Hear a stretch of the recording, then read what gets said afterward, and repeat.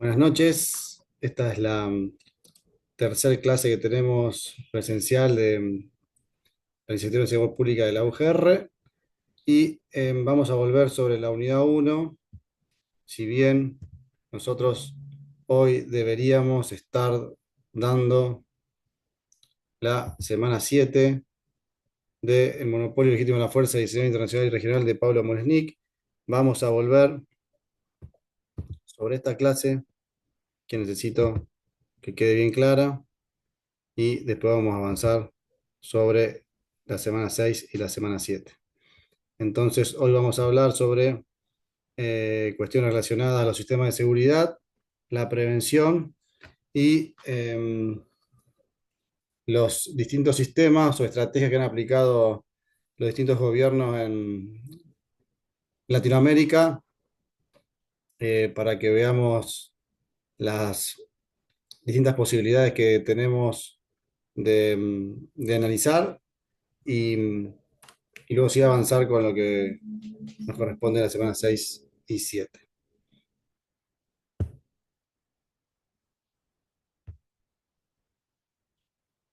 Bien. Antes de comenzar, ¿alguien tiene una pregunta, así como tuvo Uriel, respecto a cuestiones relacionadas a las clases, a las grabaciones,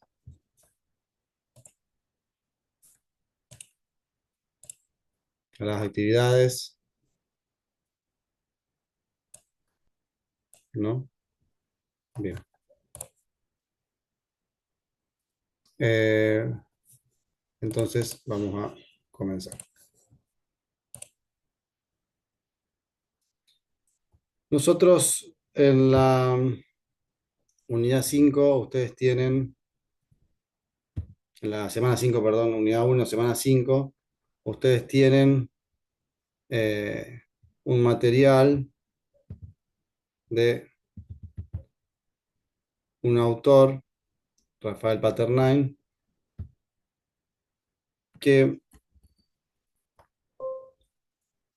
hace un análisis de, eh, primero de un marco teórico, de lo que él considera algunos conceptos fundamentales para la seguridad, hace una diferencia entre seguridad ciudadana y seguridad pública, y después empieza a analizar distintas cuestiones que han ido sucediendo en América Latina.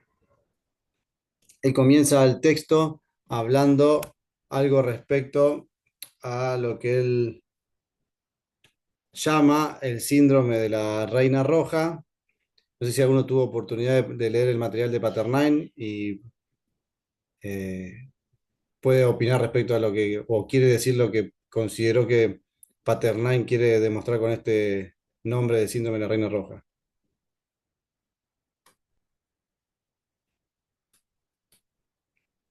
No, bien.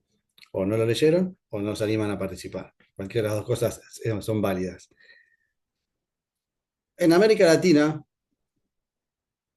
y, y me refiero ya a América Latina porque estamos trabajando nosotros acá y somos de esta zona, vamos a ver que distintos autores, si empezamos a leer desde 1990, 1980 también, hasta la actualidad, vamos a poder identificar que todos hablan de los mismos inconvenientes en materia de seguridad. Alta tasa de homicidios, aumento de las violencias, crecimiento exponencial de los robos con fuerza o con violencia de los robos, y aumento de la tasa de inseguridad subjetiva o como se conoce como sensación de inseguridad. Y durante todo ese tiempo, desde 1980 hasta la actualidad, se han ido implementando diversas o diferentes acciones. En esas diferentes acciones que se han ido implementando, tenemos dos extremos que siempre acompañan a, a la vida en sociedad desde hace muchísimo tiempo, o por lo menos desde que se firmó lo que se conoce como pacto social. Esto de el garantismo, por un lado, y la mano dura por el otro. Paternal habla de que los distintos gobiernos, de acuerdo al signo político en el cual se encuadran, han ido aplicando una u otra medida, una u otra estrategia de intervención, la de la mano dura o la del garantismo. Y también dice que no ha habido correlación o no ha habido, no se ha producido en esos países, en los países de Latinoamérica, un hilo conductual o una continuidad en la lógica de funcionamiento respecto a los sistemas de seguridad en los gobiernos de América Latina. Que uno de los países que por ahí sí tiene alguna cuestión relacionada a mantener algunas estrategias es Chile, que lo nombra por ahí, pero el resto de los países, sobre todo si nos focalizamos en Centroamérica, han ido mutando, han ido variando respecto a quien gobernaba en ese momento. Cosas o cuestión que en estos últimos años ha empezado a discutirse y muchos partidos políticos de diferentes países han entendido que es necesario sentarse y generar eh, una política estatal de seguridad, con algunos parámetros en común y que se mantenga durante un determinado tiempo o por el tiempo, o que se mantenga por el tiempo que hayan establecido para obtener resultados. Entonces, cuando él habla del síndrome de la Reina Roja, hace referencia a un cuento de Alicia en el País de las Maravillas, donde está siempre corriendo en el mismo lugar y no avanza. Cuando, si bien Rafael habla de esta dualidad de estrategias, él analiza que, si bien ha existido, eh, no, no relaciona una o la otra a gobierno de derecha o gobierno de izquierda, sino que eh, cualquiera de los signos políticos, sea de un lado o del otro, han aplicado cualquiera de estas dos estrategias. No dice que los gobiernos de izquierda son garantistas y los gobiernos de derecha son de mano dura, sino que en el momento que han gobernado, en relación a la necesidad que tenían en ese momento, han aplicado una u otra medida. Pero que la mayoría de los países de Latinoamérica han encontrado o han resuelto, o han intentado resolver sus problemas de seguridad con políticas de mano dura. O sea que prevalecen en América Latina estrategias relacionadas a la seguridad vinculadas a la política de mano dura. Y él genera cuatro indicadores o genera cuatro estrategias, cuatro acciones que han llevado adelante los países dentro de su estrategia de seguridad, dentro de la política de mano dura, como la aplicación de más penas y nuevos tipos penales, que si ustedes recuerdan, nosotros lo hemos visto. ¿En qué momento histórico en Argentina eh, se han generado nuevos tipos penales o se han aumentado las penas? ¿Se acuerdan en qué época?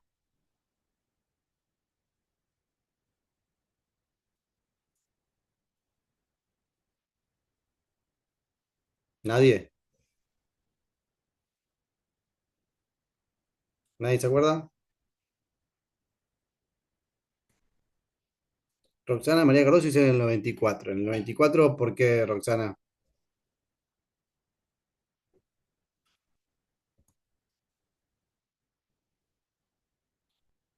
Otro dice en el 2000, por la reforma. Por la reforma de la Constitución, decís vos.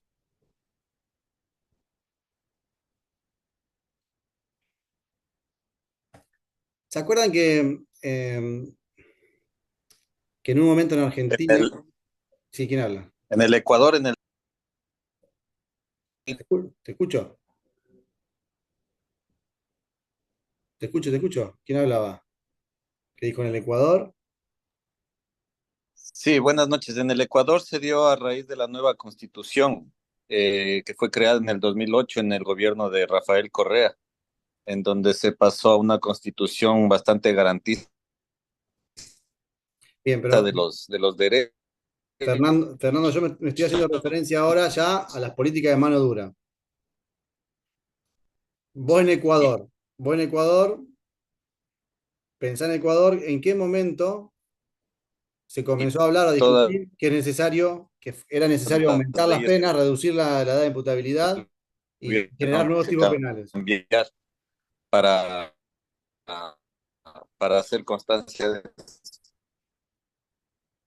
Vos sabés que te escuché medio entrecortado. se crearon, perdón, sí, te decía que No. se podría decir que una vez que se creó la nueva constitución en el año 2008, se crearon todas las leyes se fueron enmarcando a esa nueva constitución. Sin Bueno, pero embargo, hoy en día, en el 2024, ¿me escuchas? sí. En el 2024, justamente en base a una consulta popular por el presidente Daniel Noboa, se incrementaron las penas y se cambiaron nuevos tipos penales en este año justamente para hacer esta situación de la mano dura en contra de la delincuencia. Por eso te pregunto, pero qué ha pasado en estos últimos 6 meses, o en este último año, post pandemia, en Ecuador, que ha llevado a pensar en esto, que la sociedad está reclamando esto?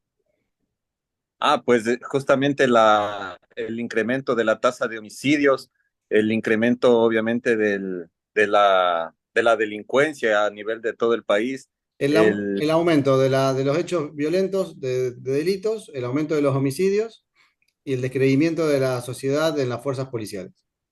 exactamente. Bien.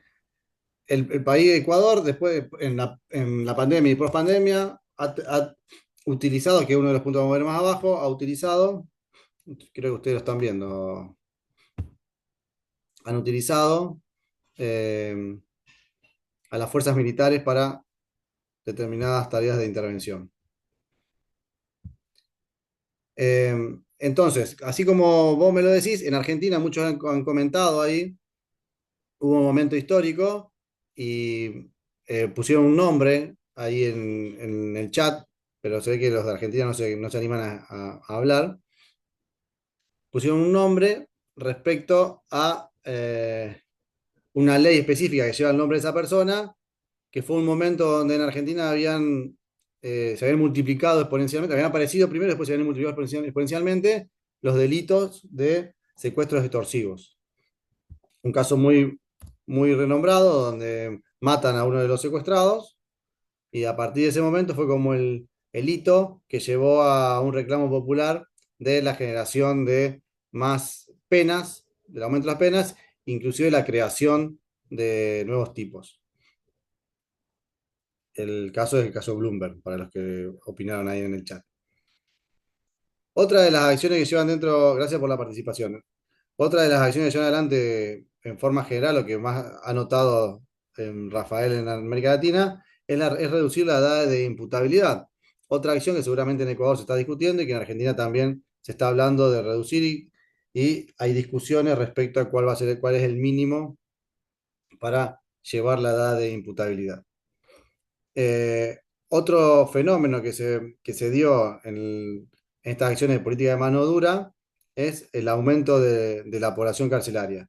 Y esto está relacionado a la implementación o el refuerzo de las fuerzas policiales con la exigencia de generar mayores procedimientos y eso va atado a la exigencia que se hace al Poder Judicial de generar lo que se conoce como prisión preventiva, y eso lleva como consecuencia el aumento de las personas dentro de las cárceles.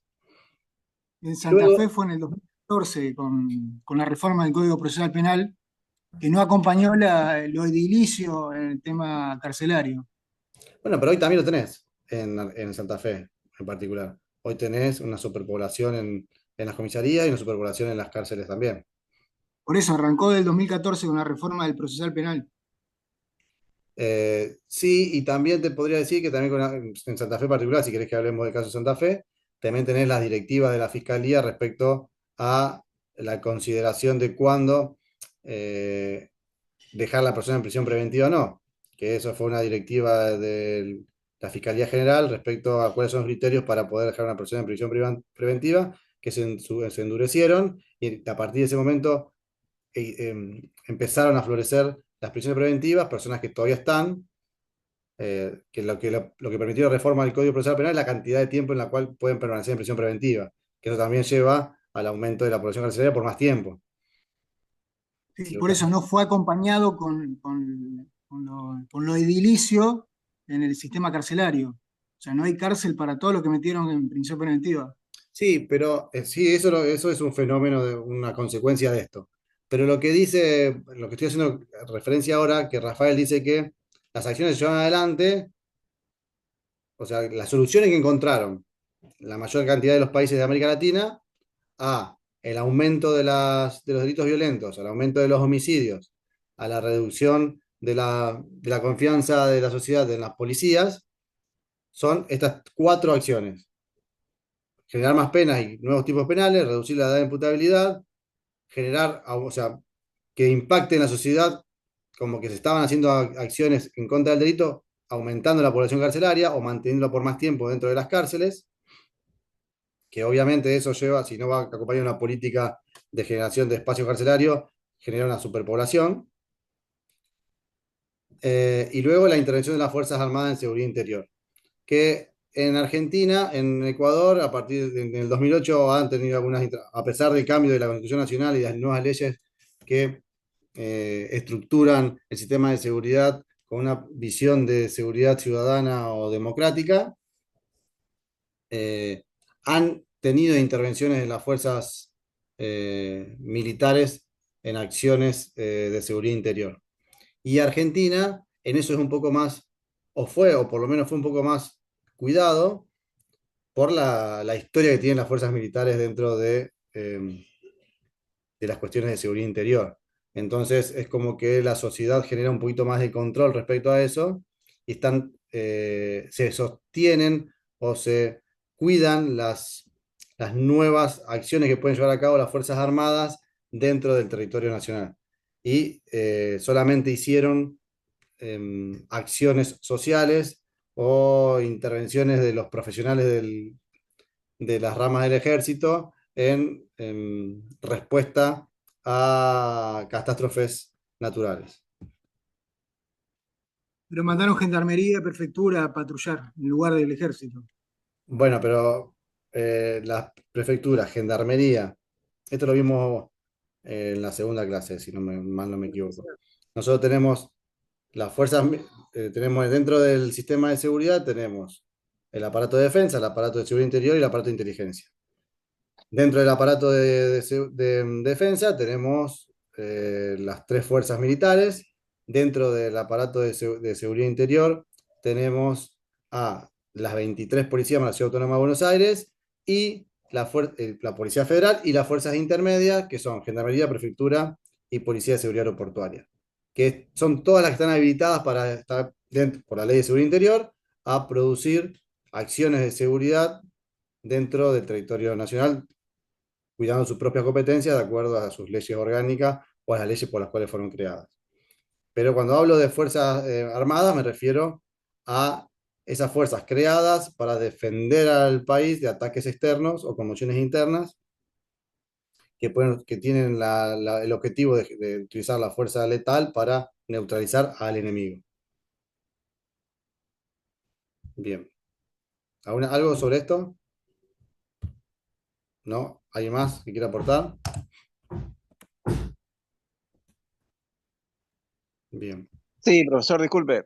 Sí. Quería hacer la aclaración para ir para el compañero que preguntó recién, Ujú, que las Fuerzas Armadas se utilizan normalmente en estos últimos tiempos, como dice usted, por un tema de que se modificó la Ley de Seguridad Interior, no pueden hacer seguridad interna, ¿sí? Están para seguridad exterior, como dijo usted. ujú. ¿Qué pasa? En caso de catástrofes, se utilizan por los medios que tienen, porque las fuerzas de seguridad no están capacitadas en cuanto a medios para ayudar a la población en caso de catástrofe como inundaciones, terremotos y demás. Por eso el Estado utiliza las Fuerzas Armadas para ese tipo de casos. Ujú. no para que cumplan la función de fuerzas de seguridad, como en el caso de Gendarmería, que entre otras funciones, si bien las están trayendo dentro de la ciudad, están para custodiar la frontera, ¿sí? No sé si por falta de personal o cuál es la política Bien, bien. del Estado. Vamos a hacer un parate ahí. Vamos a hacer un Sí, parate. sí, Eh, Porque esto lo vamos a ver más adelante cómo intervienen las fuerzas intermedias y por qué llegan a intervenir en las provincias. Pero quiero primero aclarar que la, la evolución de los sistemas de seguridad ha llevado, lo fuimos viendo, a que se dividan las tareas o las capacidades de intervención en un territorio de las fuerzas que tienen la potestad de intervenir en seguridad. Se dividió en lo que es el aparato de defensa, el aparato de seguridad interior y la inteligencia. Y quedó muy bien dividido, o quedó muy claro en todas las legislaciones de los países de América Latina que las fuerzas militares no pueden intervenir en cuestiones de seguridad interior. Hay algunas excepciones que cada constitución nacional las habilita, en Argentina en particular y en Ecuador también, el tema del estado de sitio, donde podrían intervenir las fuerzas militares en cuestiones de seguridad interior, por los distintos motivos que pueden tener los estados de sitio en cada uno de los países. Pero tiene que quedar bien claro que las fuerzas militares dentro de lo, no deberían, del concepto que actualmente se maneja en América Latina respecto a las funciones de cada una de las fuerzas.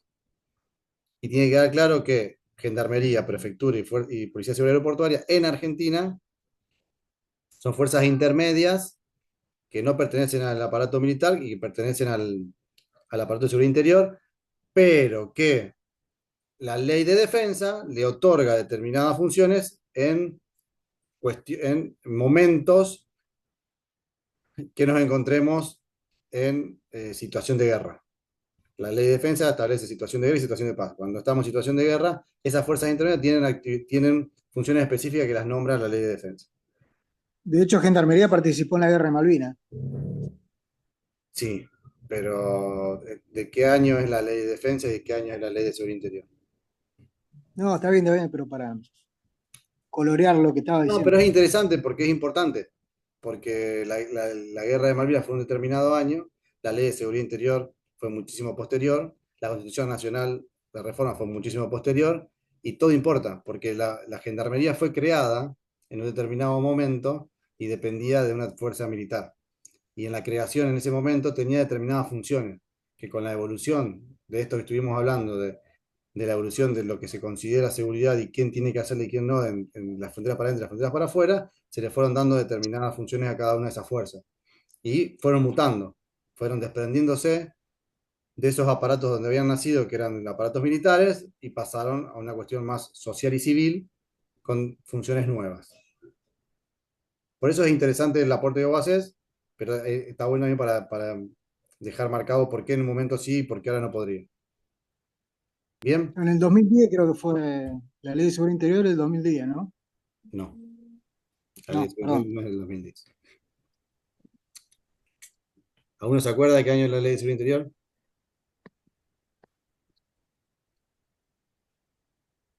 ¿De Argentina? ¿Lo vimos? No, Sí, 2008 no es la ley de seguridad interior. A ver quién da más. 2007. Tienen tiempo de googlearlo. 2012. 12. Tampoco 2012. Van cayendo, vamos tachando. Fue en diciembre de un año que lo saca el Congreso y en enero lo ponen en el boletín oficial. Por eso tiene dos fechas. Tiene una fecha con un 1 y una fecha con un 2. En el 92 es la Y en el fecha, 2001. en el 92 es la fecha de lo promulga, en el 91 es la fecha que la sacan. y en el 94 se De reforma a la Constitución Nacional. reforma la Constitución, la verdad. Bien, eso en Argentina. En Ecuador, el año clave es el 2008. O sea, todo el 2007 y 2008 las discusiones se fueron llevando y a partir de ese momento, la nueva estructura que se crea a través la nueva Constitución Nacional y de las nuevas legislaciones que se hacen en relación a esa Constitución Nacional. Bueno, pero vamos a volver con lo que estábamos hablando de que yo tengo acá, necesito salir de la vista completa. Bien.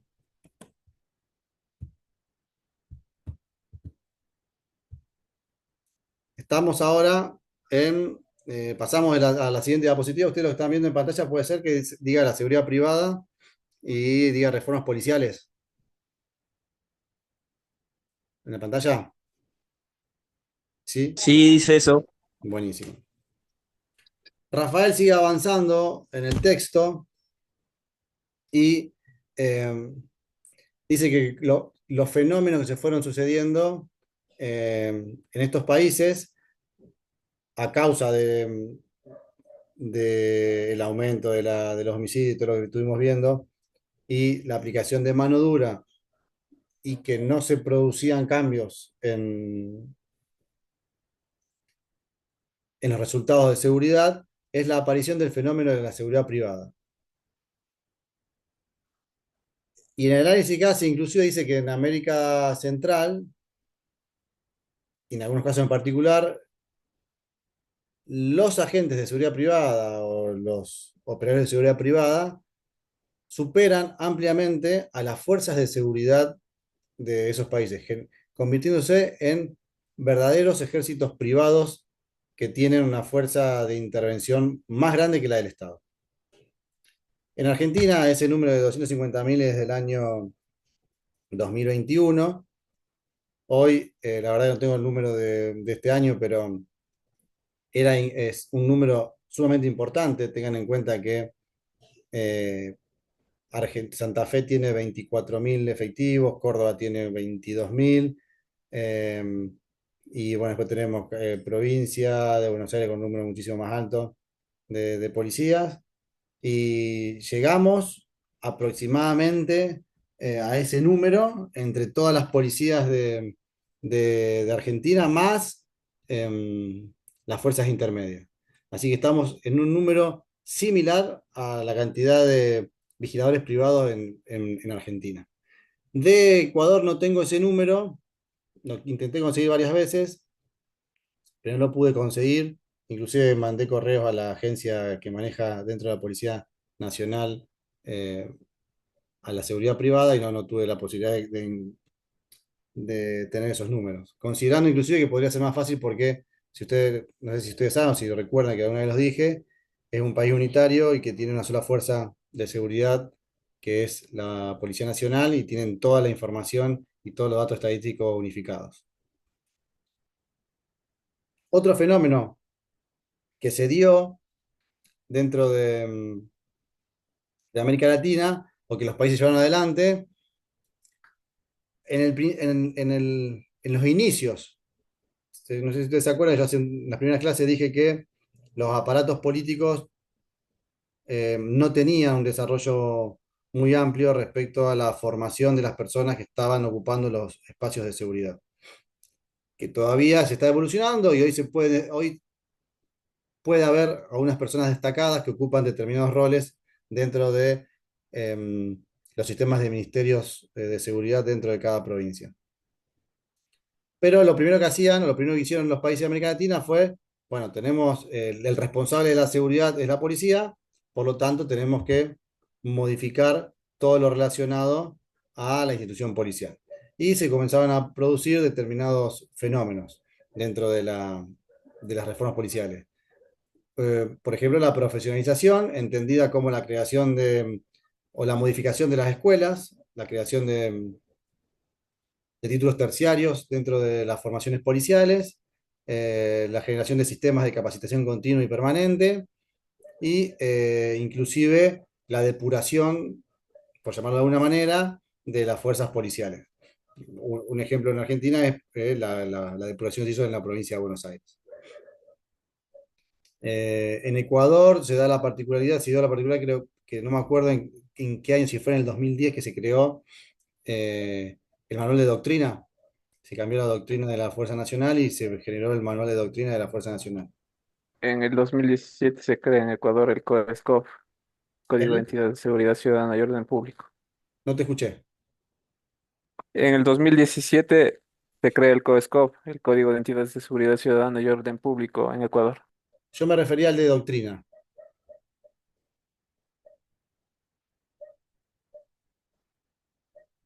que me parece que fue antes, en el 2010, cuando se modifican cuando se modifica la escuela.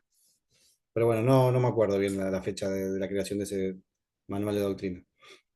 Porque cambia también el concepto de seguridad dentro de Ecuador y se implementa una idea de policía comunitaria con la pirámide y las tres bases de la seguridad comunitaria.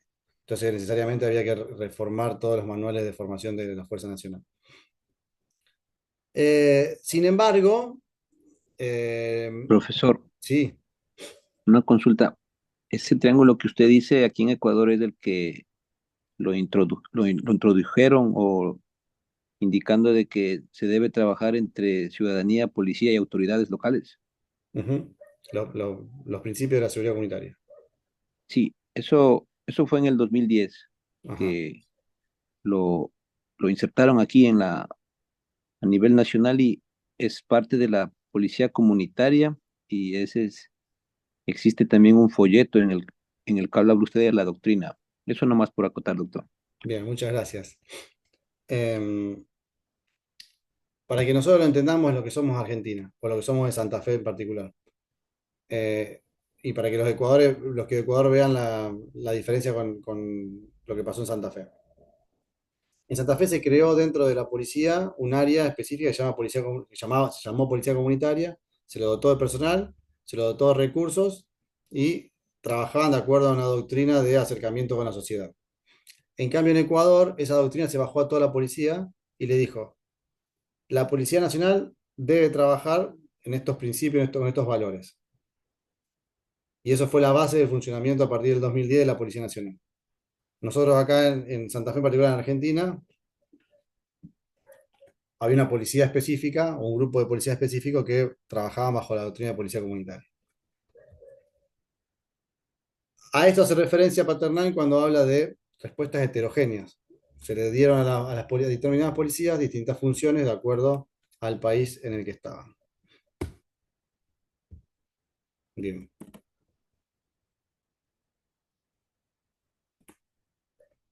Actores de la seguridad.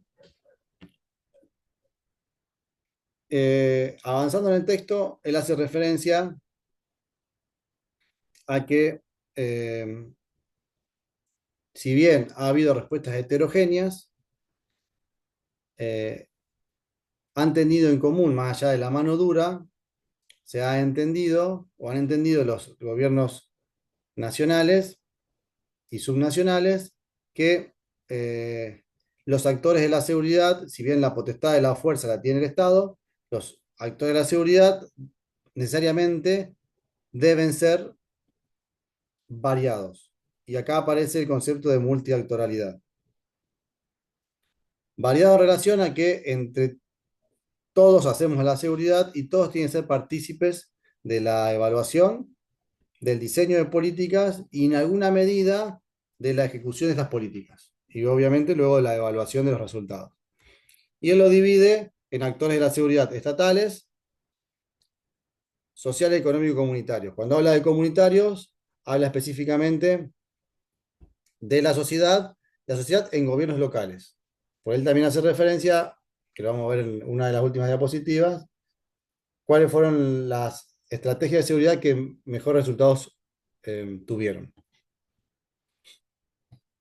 Hace una referencia a cuáles son los problemas de América Latina relacionados a esto del síndrome de la Reina Roja, que hay una alta violencia, un alto índice de violencia, la tasa de criminalidad, si bien va variando, siempre se mantiene alta en relación a, al número que manejan países de Estados Unidos y de Europa. Y esta disociación que en algunos países se da respecto a la inseguridad subjetiva y objetiva. ¿Con qué quiero hacer referencia a esto? Que si bien conocemos que existen índices altos de inseguridad subjetiva, hay países que manipulan los datos de estadísticas delictuales y hay una diferencia abismal entre lo que se reporta de lo que el Estado recolecta y de lo que la sociedad siente, generando un abismo entre esa diferencia de números y ampliando lo que se conoce como cifra negra del delito, cifra negra o cifra gris. Bien.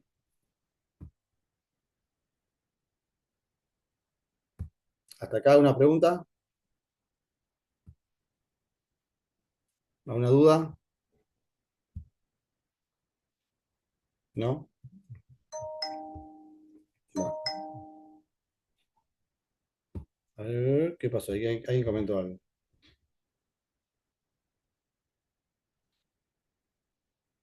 Cristian Eduardo Acosta. ¿Influye por intermedio de los medios de comunicación a fin de bajar el índice de inseguridad subjetiva? ¿Me querés aclarar, Cristian, qué querés preguntar con esto? ¿Te animás a preguntarlo?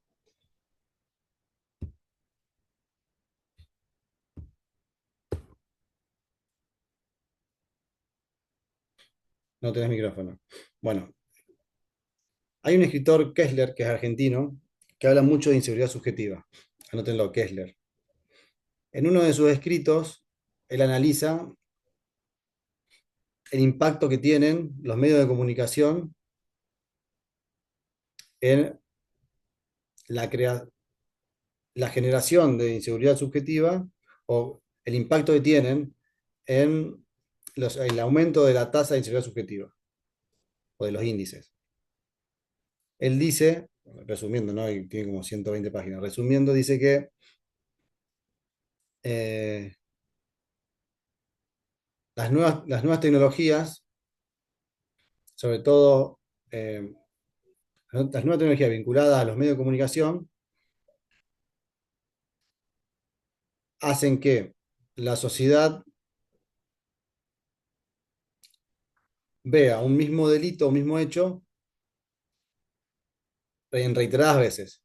Y eso impacta en lo que la persona siente respecto a la inseguridad. Entonces, él termina diciendo que lo que, la so- lo que produce un manejo ineficiente, un manejo eh, no objetivo de la información en busca de réditos económicos, que es lo que quiere la televisión o lo que quieren los medios de comunicación, impacta o produce un aumento del índice de inseguridad subjetiva. Eh, yo no terminé de entender la pregunta. Pensé que iba por eso, Cristian, pero por lo que vos decís, yo decía la manipulación de los índices que hace el Estado. Eh, no termino de entender lo que querés preguntar, pero no sé si era eso lo que vos querías preguntar. Si no era eso, fíjate cómo lo podés reformular en la pregunta, a ver si influye por intermedio de los medios de comunicación a fin de bajar el índice de seguridad subjetiva.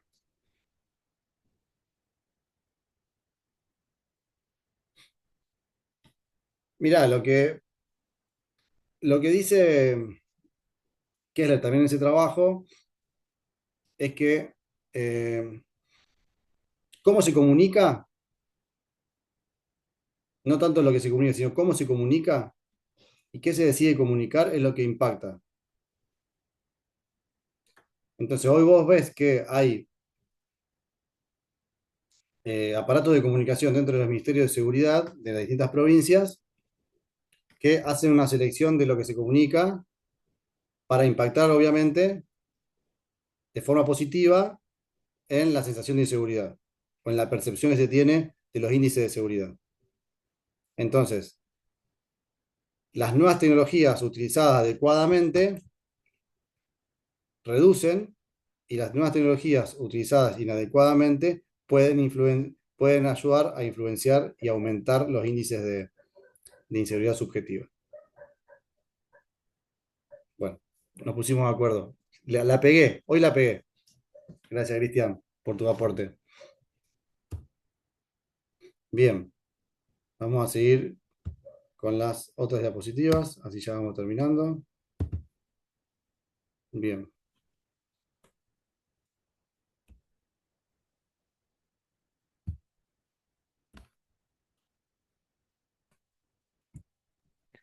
Listo. Una consulta, Sí, profesor. Por ejemplo, en la mala utilización de la comunicación, también podrían ser sentencias mal ejecutadas en contra de alguna persona, es decir, sentencias desfavorables para alguien. cuando nosotros veamos prevención situacional del delito, vamos a ver que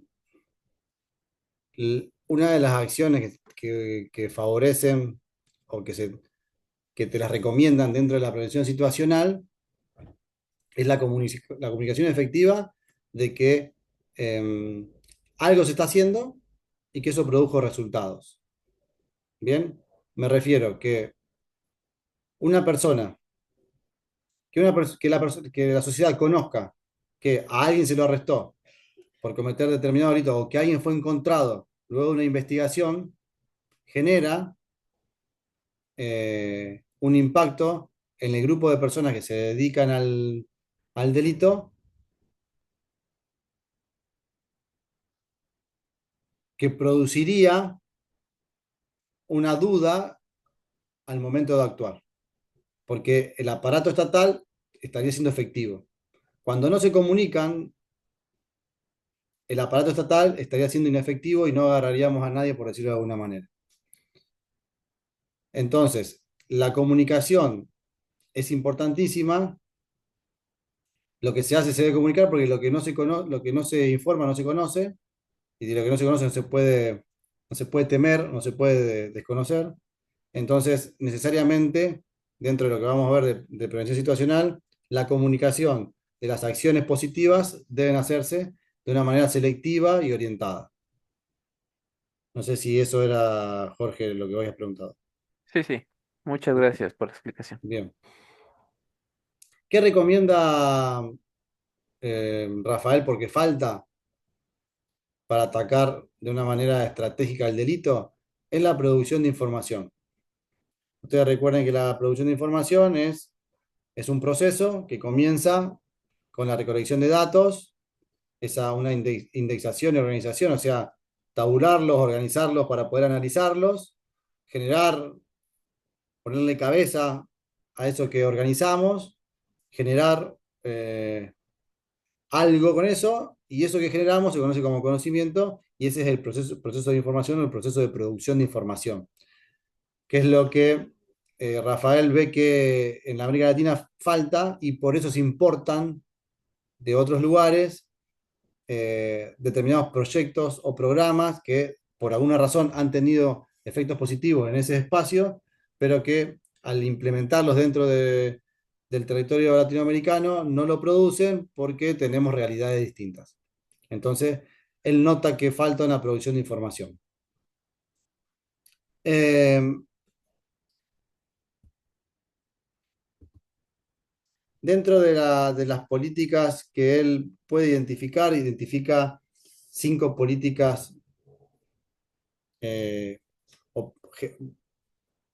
observa que dentro de los países de América Latina hay 5 grandes políticas que han implementado los distintos países. Cuando habla de institucionalidad, hace referencia, y nosotros lo hemos vivido en los 2 países que estamos acá presentes, es en la generación de aparatos políticos dentro de los estados que aparatos políticos vinculados a la seguridad que antes no existían. En el caso de Ecuador, la división entre el Ministerio de Defensa y el Ministerio de Seguridad. En Argentina, la aparición de los ministerios de seguridad provinciales con distintos nombres. Y a esto también hace referencia, dice la creación de multiplicidad de aparatos internos, la generación de burocracia muchas veces innecesaria, atado al desconocimiento que han tenido los aparatos políticos para vincularse a la seguridad. Otra de las iniciativas que han tenido los países de América Latina cuando habla de convivencia y espacios públicos, hace referencia a acciones de lo que se conoce como CPTD, no sé si alguna vez ustedes lo han nombrado, que es la gestión o la creación de espacios, espacios que están pensados para disminuir la posibilidad de la comisión de un delito. Y esto también está relacionado a la convivencia y espacios públicos, a ganar los espacios que el Estado gane los espacios para la sociedad. Hace referencia también ahí a mucho lo que ha hecho Colombia. No sé si ustedes han podido ver el fenómeno de la producción, la reducción de la tasa de homicidios y de delitos violentos en Colombia, con la intervención de la policía tomando su territorio y luego el Estado generando espacios nuevos y pensados para que la sociedad pueda utilizarlos, como plazas, como parques, como senderos seguros, como teleféricos, todas inversiones del Estado para que esos espacios puedan ser utilizados por la sociedad. Cuando habla de políticas sociales y de control, hace referencia a la intervención del Estado en mejorar las viviendas, la intervención del Estado en llevar servicios públicos a determinados lugares, y cuando habla de control, la generación de dispositivos de seguimiento de estudiantes en las escuelas y de apoyo a los clubes. Cuando habla de gestión policial en el territorio, ahí hace referencia a la profesionalización de la policía y a la intervención de la policía por resultados, a generar patrullajes inteligentes y a mejorar la dotación de equipamiento de las policías.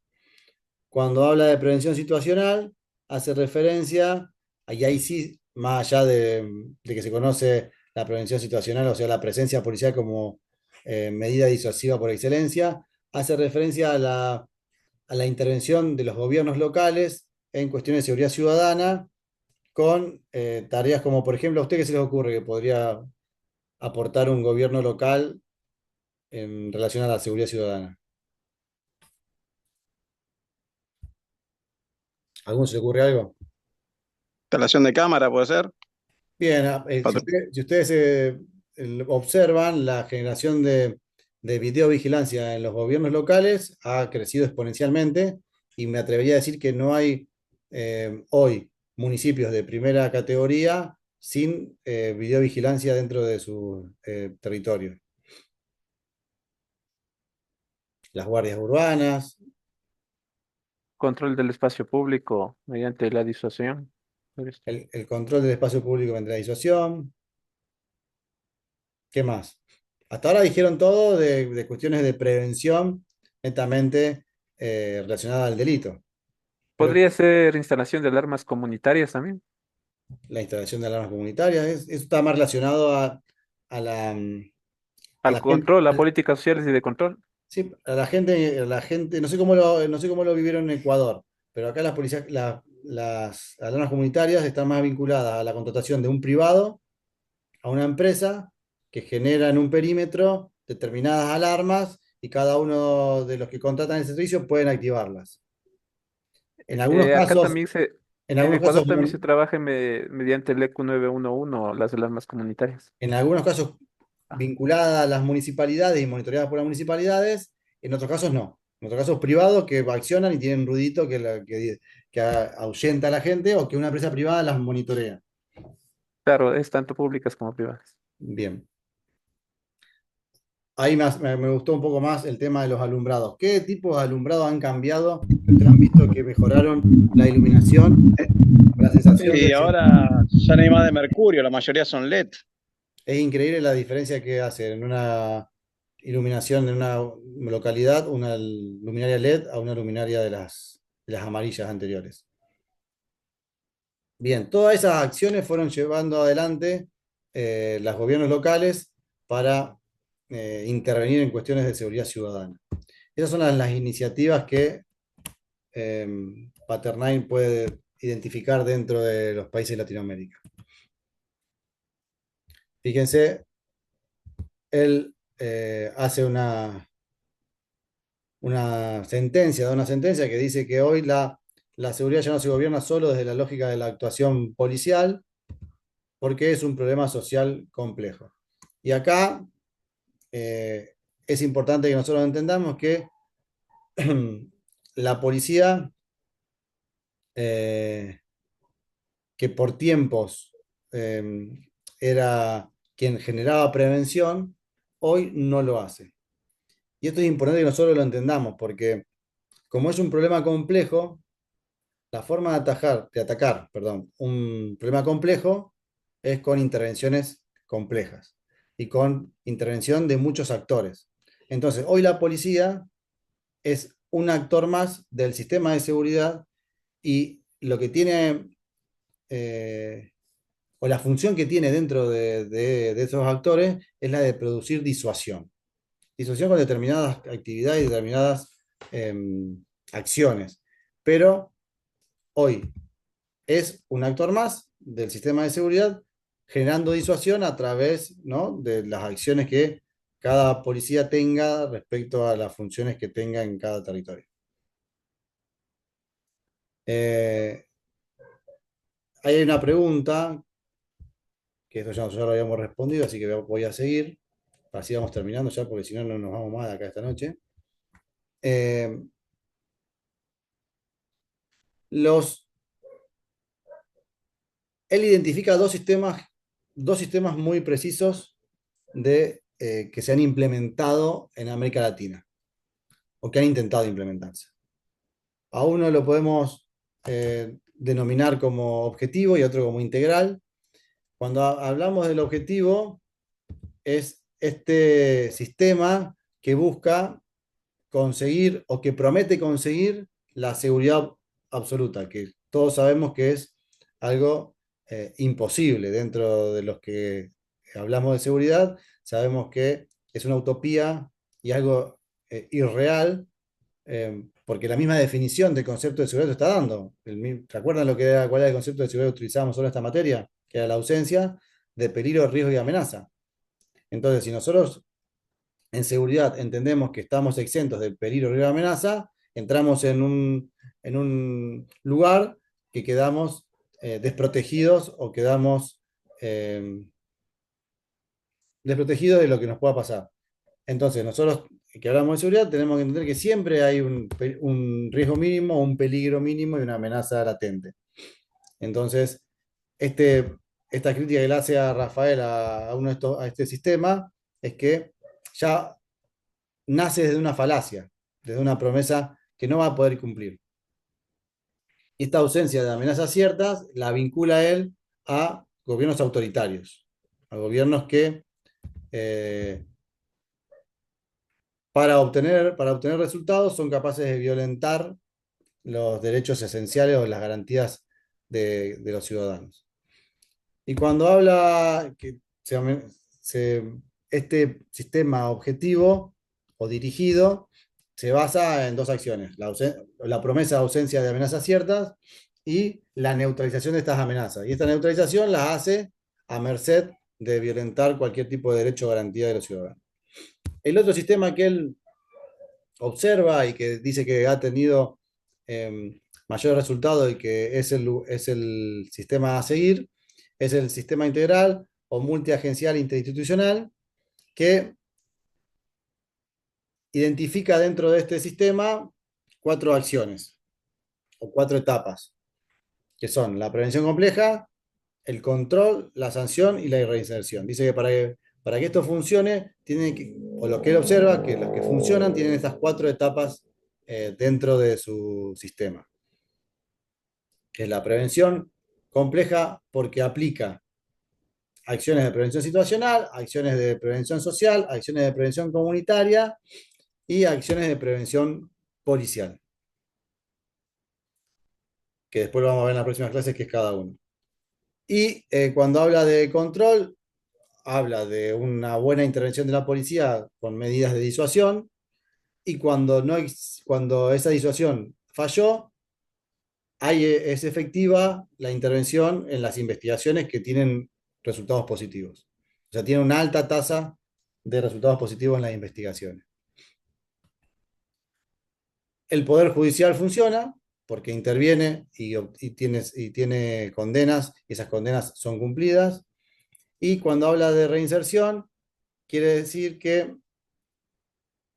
antes de llegar al Poder Judicial, estos sistemas aplican medidas alternativas prejudiciales. O sea, tienen una batería de posibilidades a aplicar antes de ejecutar el proceso judicial o antes de llegar a una sentencia. Y termina diciendo que las experiencias que más beneficios trajeron a los sistemas de seguridad fueron cuando se focalizaron en acciones locales, cuando el gobierno subnacional o nacional se vinculó con los gobiernos locales, aunaron esfuerzos y a través de esas estrategias que aplicaron, se pudo reducir notablemente la violencia, los homicidios y se aumentó la tasa de seguridad, de inseguridad subjetiva o la percepción de la seguridad. Bueno, y así termina el resumen de Paternine. ¿Alguna consulta, duda que quieran preguntar?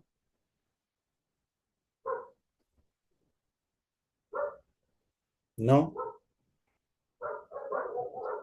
La verdad que no, papá, de mi parte por lo menos no, profe. Fue muy clara la clase.